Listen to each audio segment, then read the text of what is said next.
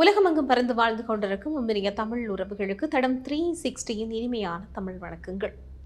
அதிகாரத்தின் உச்சத்திலும் அரசியலினுடைய உச்சாணி கொம்பிலும் இருப்பவர்களுடைய வாழ்க்கையின் இரண்டு பக்கங்கள் எப்படி கோரமானவை என்பதை வெளி உலகுக்கு எடுத்து காட்டியதுதான் எப்ஸ்டீன் ஃபைல்ஸ் என்று சொல்லலாம். உண்மையாகவே புளோரிடாவில் எப்ஸ்டீன் என்று சொல்லப்படுகின்ற அந்த நபர் 2009ஆம் ஆண்டு கைது செய்யப்படுகிறார். அதற்கு பிறகு அவர் விடுதலை ஆகிறார். அவர் கைது செய்யப்படுகின்ற போதே அவர் எப்படியான குற்றவாளி, எதற்காக கைது செய்யப்படுகிறார் என்பதெல்லாம் தெரிய வருகிறது. ஆனாலும் அதற்கு பிறகு 2009 2019க்குள் அவரோடு ஒரு உறவாடி இருந்த இந்த பெரிய பண முதலிகளாக இருக்கட்டும், அரசியல் தலைகளாக இருக்கட்டும், அவரிடமிருந்து விலகுவார்கள் என்று சொல்லி பார்த்தார். ஆனால் அதற்கு மேலும் பலர் அவரிடம் ஈர்க்கப்பட்டு இன்னும் பல மடங்கான விஷயங்களை அவர்கள் செய்கிறார்கள். அதாவது அதிகாரத்தின் உச்சியில் இருப்பவர்கள். சரி, இந்த எப்ஸ்டீன் அப்படின்னு சொல்லப்படுகின்ற இவர் குழந்தைகளை பாலியல் ரீதியில் சுரண்டலுக்கு உட்படுத்துகிறார்கள். எத்தனையோ குழந்தைகள் இறந்திருக்கிறார்கள், குழந்தை கடத்தல் செய்திருக்கிறார். இந்த மாதிரியான சில விஷயங்களை குழந்தைகளை கடத்துவதன் மூலமாக எதுக்காக செய்தார் என்று மிகப்பெரிய கேள்விகள் எல்லாம் இருக்கு. அதாவது ஏற்கனவே நான் போன காணொளியில் சொன்னது போல இவர் பாலியல் தேவைக்காக மட்டும்தான் இந்த குழந்தைகளை கடத்தினாரா என்று சொன்னால், பல அரசியல் பிரமுகர்களை ஹனி டிராப்பிங் செய்வதற்காகவும் பெண்கள் குழந்தைகள், அதாவது பெண் குழந்தைகளாக இருக்கட்டும் ஆண் குழந்தைகளாக இருக்கட்டும் இரு பாலாரையுமே இவர் கடத்தியிருக்கிறார். இவருடைய பல காணொளிகள் நிறைய குழந்தைகளோடு சேர்ந்து, சில போட்டோஸ் எல்லாம் குழந்தைகளோடு சேர்ந்து தான் வெளியாகி இருந்திருக்கிறது. நிச்சயமாக இவர் பாலியல் தேவைக்காக கடத்தினாலும் அதையும் தாண்டி எந்த தேவைக்காக கடத்தினார் என்பதை தான் இந்த காணொளி முழுவதுமாக அலசி ஆராய இருக்கிறது. உண்மையாகவே எப்ஸ்டீனை நாம் எடுத்துக்கொண்டோம் என்று சொன்னால், அவருடைய ஃபைல்ஸ் யாரால் சேகரிக்கப்பட்டவை, யாரால் கொடுக்கப்பட்டவை அப்படின்னு சொன்னால் அது யாராலும் சேகரிக்கப்படவில்லை. குறிப்பாக தன்னுடைய மெயில்களில் டிராஃப்டாகவே அவர் அந்த ஃபைல்களை வைத்திருந்தார். அதாவது யார் யாரோடெல்லாம் என்னென்ன உறவாடினார், என்னென்ன மாதிரியான பண கொடுக்கல் வாங்கல்கள் எல்லாம் செய்யப்பட்டது, என்ன மாதிரியான விஷயங்கள் எல்லாம் பேசப்பட்டது என்பது லட்ச ஃபைல்களாக, போட்டோக்களாக, குரல் பதிவுகளாக, காணொளிகளாக, இமெயில்களாக அவர் டிராஃப்டில் வச்சிருக்கிறார். எல்லோருக்கும் ஒரு கேள்வி இருக்கும். அதாவது எப்படி இத்தனை லட்சத்தை ஒரு சில ஆண்டுகளுக்குள்ளாகவே அவர் சேகரித்து வைக்க முடியும் என்று சொன்னால், நிச்சயமாக இது அந்த ஒரு தனி நபரால் மட்டும் கையாளப்பட்டதில்லை. இதற்கு மிகப்பெரிய அளவில் ஒரு வேலை திட்டமும், மிகப்பெரிய அளவில் ஒரு குழு ரீதியான வேலை திட்டமும் நடந்திருக்கிறது அப்படின்றது இங்கிருந்து நன்றாக புலனாகிறது. அது மட்டும் இல்லாமல் அவர் இந்த இமெயில்ஸையும் இந்த போட்டோஸையும் தன்னுடைய சில முக்கியமான நபர்களுக்கு, உதவியாளர்களுக்கெல்லாம் அனுப்பியிருக்கிறார். இன்றும் மேக்ஸ்வெல் என்று சொல்லப்படுகின்ற எப்ஸ்டீனுடைய பெண் தோழி 20 வருட சிறை தண்டனையில் சிறைக்குள்ளே தான் இன்றும் இருக்கிறார் என்பது ஒரு முக்கியமான விஷயம். இந்த இடத்துல முக்கியமாக ஒன்றை நாம் சீர்தூக்கி பார்க்க வேண்டும். எதை பார்க்க வேண்டும் சொன்னால், இத்தனை வருடங்களாகியும் 2019 அவர் மர்மமான முறையில் இறந்து போகிறார். அதற்கு பிறகு அவர் நிறைய ஆவணங்கள் வைத்திருந்தார். அந்த ஆவணங்களில் நிறைய பேர் மேலே குற்றச்சாட்டுகள் எல்லாம் இருக்குது. ஆனால் எந்த கைதுகளும் நடந்ததாக இதுவரைக்கும் தெரியவில்லை. இந்த எப்ஸ்டீனுடைய ஃபைல்ஸ் கிடைத்ததுக்கு பிறகு 2026 இதுவரைக்கும் எந்த கைதும் நடந்ததாக தெரியவில்லை. தற்போது அமெரிக்காவினுடைய முன்னாள் ஜனாதிபதி ஹிலாரி கிளின்டன் இருவரும் விசாரணை வளையத்துக்குள் கொண்டு வரப்பட்டிருக்கிறார்கள். அவர்களுக்கான விசாரணையும் எப்போது நடக்கும் என்பது இதுவரைக்கும் தேதி குறிப்பிடப்படவில்லை. இது பல கேள்விகளையும் பல சந்தேகங்களையும் எழுப்புகிறது. ஏற்கனவே போன காணொளியும் பால் அப்படின்னு சொல்லப்படுகின்ற ஒரு கணக்கு தொடர்பில், அதாவது எப்ஸ்டீனுடைய வங்கி கணக்குக்கு பால் அப்படின்னு சொல்லி பெயர் இருந்ததாக சொல்லியிருந்தேன். இந்த பால் அப்படின்ற ஒரு கணக்கோடு தான் பல விஷயங்கள், பல கணக்குகள் தொடர்பாகுது அப்படின்னு சொல்லலாம். என்ன கணக்கு அப்படின்னு சொன்னால், இந்த பாலுக்கு பின்னாலும் ஒரு பண்டைய வரலாறு இருக்குது அப்படின்னு சொல்லப்படுகிறது. இந்த பால் அப்படின்னு குறிப்பிட்ட ஒரு பெயரால் பண்டைய செழிப்பு மிக்க மொழிகளில் இது செமெட்டிக், அதாவது பண்டைய செமெட்டிக் மொழிகளில் இது சொல்லப்படுகிறது. இந்த செமெட்டிக் மொழி அப்படின்னு சொன்னால் இது யமனால் ஆள்பவர்கள் என்று பொருள். ஆரம்பத்தில் ஒரு கௌரவ பெயராக கூட இந்த பெயர் இருந்தது என்று சொல்லப்படுகிறது. கிறிஸ்துக்கு முன் 2000 3000 ஆண்டுகளுக்கு முன்பே பண்டைய ஹஹனீட்டிஸ் மற்றும் சியோனிஸ் பால் ஒரு முதன்மை தெய்வமாக வழிபட்டிருக்கிறாங்க. இது ஒரு தெய்வமாகவும் ஒரு வழிபாட்டு முறையாகவும் இருந்திருக்கிறது. பால் மழையின் கடவுளாகவும், இடி மின்னல் மற்றும் அதே போல விவசாயத்தின் தெய்வமாகவும் கருதப்பட்டிருக்கிறார். நிலத்தின் செழிப்புக்கும் அவரே காரணம் என அன்றைய காலகட்டத்தில் அந்த மக்களால் நம்பப்பட்டிருக்கிறது. பால் கோபத்தை தணிக்கவும் நிலம் செழிக்கவும் மக்கள் அவருக்கு பல்வேறு சடங்குகளை செய்தார்கள். இந்த சடங்கு முறை அப்படின்றதுதான் மிகவும் கொடூரமான அல்லது கொடுமையான ஒரு சடங்கு முறை அப்படின்னு சொல்லலாம். இந்த பால் சடங்குகள் வழிபாடு மிகவும் இருண்டதாகவே தான் காணப்பட்டிருக்கிறது.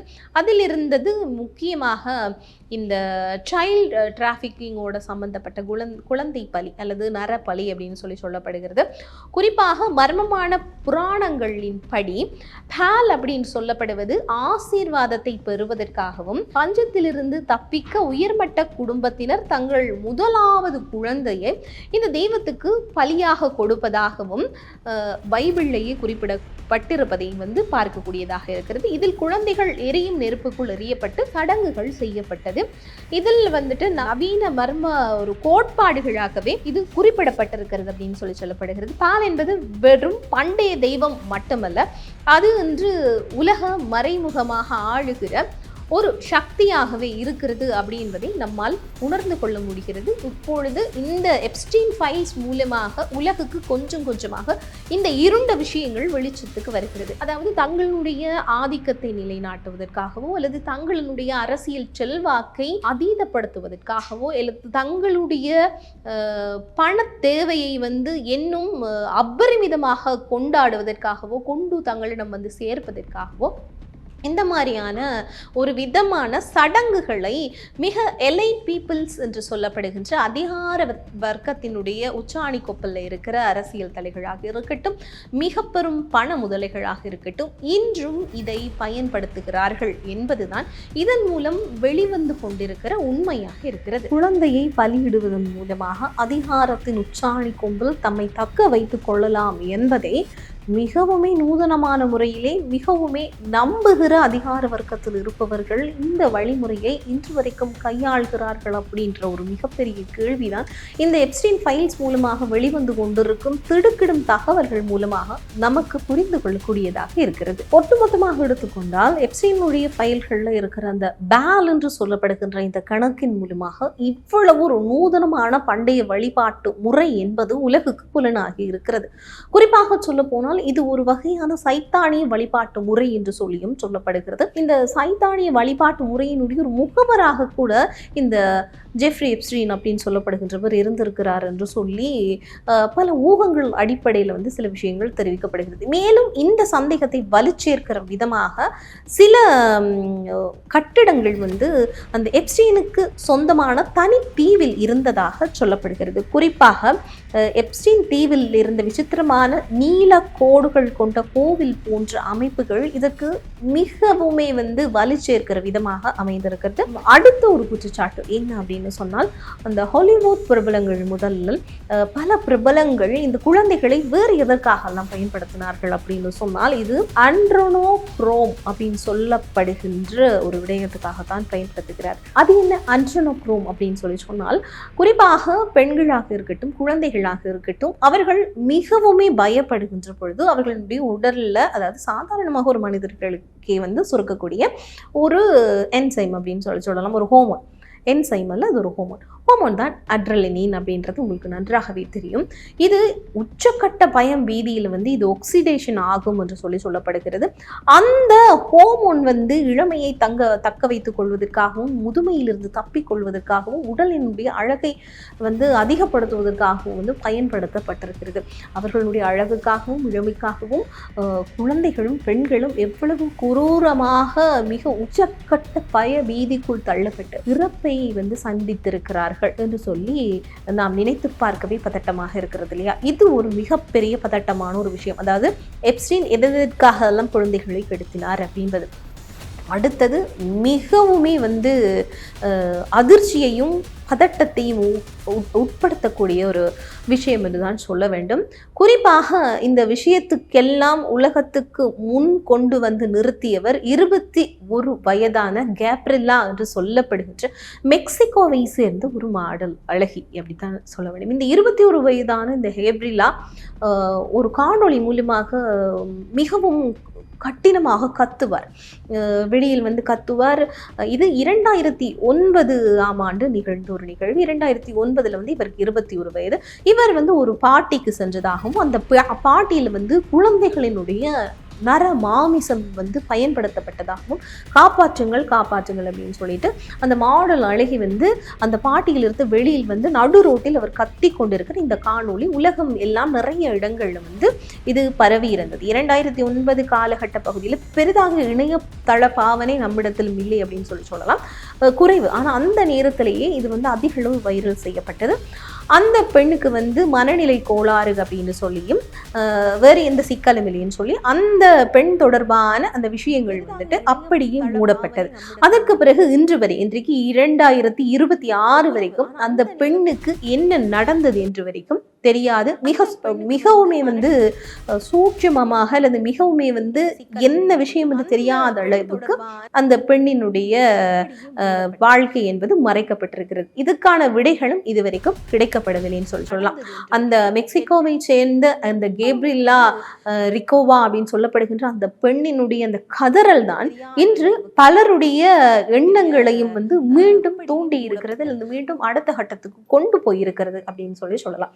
இது மட்டும் இல்லாமல் எப்ஸ்டீனை பொறுத்த வரைக்கும் தான் ஒரு பாலியல் குற்றவாளி அப்படி என்பதை வந்து அவர் ஒப்புக்கொள்கிறார். அதே போல புளோரிடாவில் இருக்கின்ற சில பீச் கரையோரமாக இருக்கிற இடங்கள்லையும் அவருடைய பிரைவேட்டான அந்த தீவிலும் தான் இந்த மாதிரியான பல கைங்கரியங்கள் நடந்ததாகவும் தெரிவிக்கப்பட்டிருக்கிறது. இப்போது எப்ஸ்டீன் ஃபைல்ஸ் ரிலீஸ் ஆன இந்த ஃபைல்ஸ்ல வந்து கிட்டத்தட்ட 52 இடங்கள்ல நரமாமிச குறிப்புகள் இருக்குது அப்படின்னு சொல்லப்படுது. சரி, நரமாமிசம் எல்லாம் அப்படியே சாப்பிடப்பட்டதா அப்படின்னு சொல்லி கேட்டால் இதுவும் கேட்கும் பொழுதே ஈரக்குலையை நடுங்க வைக்கிறது அப்படின்னு சொல்லலாம். FBI பொறுத்த வரைக்கும் FBI-க்கு ஒரு நபரிடமிருந்து ஒரு மின்னஞ்சல் வருகிறது. அந்த மின்னஞ்சல் தற்போது கசிகிறது. அந்த மின்னஞ்சல்ல என்ன சொல்லப்பட்டிருக்கிறது என்றால், குறித்த அந்த நபர் ஒரு சொகுசு கப்பலுக்கு வலுக்கட்டாயமாக அழைத்து செல்லப்பட்டார் அப்படின்னு சொல்லியும், அங்கு அழைத்து செல்லப்பட்டவர் அங்கே இருக்கிற மிக அமெரிக்காவினுடைய ஒரு முக்கியமான ஒரு தலைவரால் பாலியல் ரீதியாக துன்புறுத்தப்பட்டார் அப்படின்னு சொல்லி அவர் அந்த ஃபைல்ஸ்ல வந்து சொல்லி இருக்கிறார். அதே போல பார்த்தீர்கள் அப்படின்னு சொன்னால் அவர் குறிப்பிட்ட அந்த நபரினுடைய பெயர் ஜோர்ஜ் புஷ் 1 அப்படின்னு சொல்றாரு. அப்பதான் அதாவது 2 ஜோர்ஜ் புஷ்கள் இருக்கிறாங்க, இதுல யார் அப்படின்னு சொல்லி ஒரு கேள்வியும் இந்த இடத்துல இருக்கு. அதுக்கு குறிப்பான அல்லது தெளிவான பதில் இதுவரைக்கும் கிடைக்கவில்லை. இது எப்படி இருக்கு? அவரும் இந்த மனித மாமிசங்களை வந்து அங்கு பயன்படுத்தினார்கள் என்பதற்கான சில சாட்சிகளை அந்த இமெயில் மூலமாக தெரிவித்திருக்கிறார். என்ன தெரிவித்திருக்கிறார்னா, அங்கே சின்ன குழந்தைகளினுடைய உடல் வந்து வெட்டப்பட்டு பாட்டிகளிலே வந்து கொடுக்கப்பட்டிருக்கு. அதாவது அங்கு நடக்கின்ற மிக பணக்காரர்களுக்கான அந்த பாட்டிகள்ல குழந்தைகளினுடைய குடல் வெளியில் எடுக்கப்பட்ட அந்த குடலுக்குள் இருக்கும் கழிவுகளை தான் அவர்கள் சாப்பிடுறாங்க. இதுல இருந்து என்ன புரிதலுக்குள்ளாகிறது, அவர்கள் நரமாமிசத்தை சாப்பிடவில்லை, ஆனால் அந்த குடல்களுக்குள்ள இருக்கிற இந்த கழிவுகளை அவர்கள் சாப்பிட்டு கொண்டிருந்தார்கள் என்று சொல்லி திட்டுக்கிடும் தகவல் ஒன்றை அந்த மெயில் வாயிலாக அவர் தெரிவித்திருந்தார். அது மட்டும் இல்லாமல் அந்த சொகுசு கப்பல் இருந்த இன்னும் நிறைய பேர் வந்து தன்னை மேலும் பாலியல் துன்புறுத்தலுக்கு உள்ளாக்கியதாகவும் இவர் தன்னுடைய அந்த மின்னஞ்சல்ல குறிப்பிட்டிருந்தார். இந்த மின்னஞ்சல் தற்போது வெளியாகி மிகப்பெரிய அளவிலான பரபரப்பையும் அதே நேரத்தில் பல கேள்விகளையும் உருவாக்கி இருக்கு. குறிப்பாக இந்த இடத்துல ஒரு வெப்சைட்டையும் நம்ம குறிப்பிட வேண்டும். ஸ்னோப் அப்படின்னு சொல்லப்படுகின்ற ஒரு வெப்சைட்ல வந்து சில ஃபேக்ட் செக்குகள் எல்லாம் செய்யப்பட்டிருக்கிறது. அந்த ஃபேக்ட் செக்கின் படி சில விஷயங்கள் உண்மை அப்படின்னு சொல்லி செக் செய்யப்பட்டிருக்கிறது. குறிப்பாக இந்த மனித மாமிசங்கள் அப்படி என்பது எப்படியெல்லாம் பயன்படுத்தப்பட்டது அப்படின்பதும், யார் பயன்படுத்தினார்கள், யாரால் உண்ணப்பட்டது அப்படி என்பதுக்கும் தெளிவான விளக்கமான எந்த ஒரு விஷயங்களும் இந்த எப்ஸ்டீன் ஃபைல்ல இதுவரைக்கும் கிடைக்கவில்லை அப்படி என்பதுதான் அதாவது குறிப்பாக இந்த நபர் தான் இந்த மனித மாமிசத்தை வந்து பயன்படுத்தினார்கள், உட்கொண்டார்கள், அல்லது இவருக்கு கொடுத்தார் அப்படின்ற எந்த ஒரு கோப்புகளும் அங்கு இல்லை அப்படின்னு சொல்லி அந்த ஸ்னோப் அப்படின்னு சொல்லப்படுகின்ற அந்த வெப்சைட் மூலமாக தெரிகிறது. மேலும் இந்த வெப்சைட் மூலமாக இன்னொரு செய்தி வந்து வெளியிடப்பட்டிருக்கிறது அப்படின்னு சொன்னால், எலிண்டா பில்கேட்ஸினுடைய சில விஷயங்களும், அதாவது எலிண்டா பில்கேட்ஸ் வந்து பில்கேட்ஸை ஏன் விவாகரத்து செய்கிறாருன்னு சொன்னா, இந்த எப்ஸ்டீனோடு பில்கேட்ஸுக்கு இருந்த இந்த உறவும் வந்து அவருக்கு பிடிக்காமல், அதாவது விவாகரத்தினுடைய மிக முக்கியமான காரணமாக இந்த எப்ஸ்டீனுடைய நட்பும் இருந்ததாக சொல்லப்படுகிறது. இதுவும் இந்த வெப்சைட் மூலமாக நமக்கு ஃபேக்ட் செக் செய்யப்பட்டு கொடுக்கப்பட்டிருக்கிறது. இப்படி பல விஷயங்களை அடுக்கி கொண்டே போகலாம். எப்ஸ்டீனுடைய ஃபைலுக்குள்ள இருக்கிற மிக பாரிய மர்மங்களையும் மிக பெரிய அளவிலான அராஜகங்களை வந்து சொல்லலாம். குறிப்பாக குழந்தைகள் எவ்வாறெல்லாம் கடத்தப்பட்டு எப்படியெல்லாம் சிதைக்கப்பட்டிருக்கிறார்கள். இப்படியெல்லாம் சிதைக்கப்பட்ட இந்த குழந்தைகளுக்கு ஒரு பெண் முகவராகவும் செய்யப்பட்டிருக்கிறார். நான் ஏற்கனவே சொன்னது போல மேக்ஸ்வெல் என்று சொல்லப்படுகின்ற இந்த எப்ஸ்டீனுடைய பெண் தோழி, இவர் தான் பல பாட்டிகளை ஒழுங்கு செய்பவராகவும் பல குழந்தைகளை ஒழுங்குபடுத்தி கொண்டு போய் சில பேருக்கு கொடுப்பவராகவும் இருந்திருக்கிறார். இவரை பொறுத்த வரைக்கும் இவர் இன்றும் அமெரிக்காவினுடைய சிறை இருக்கிறார்.